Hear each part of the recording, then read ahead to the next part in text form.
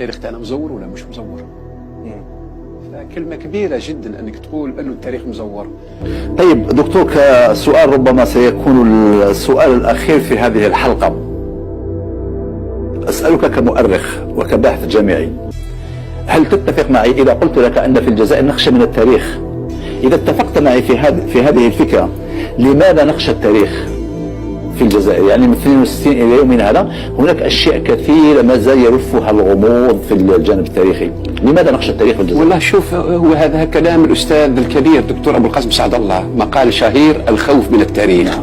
الجزائري في الحقيقة يتستر بمساحيق.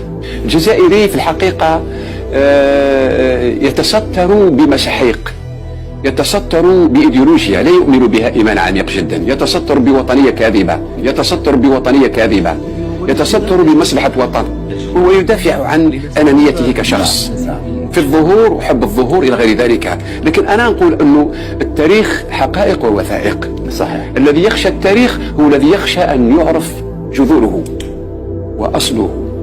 فإذا كان هذا الرجل ينتمي إلى جذر فاسد فمعنى ذلك أنه سيغطي التاريخ، وتغطية التاريخ بتزوير الحقيقة وبشتم الآخرين وبحرق الوثائق. نعم.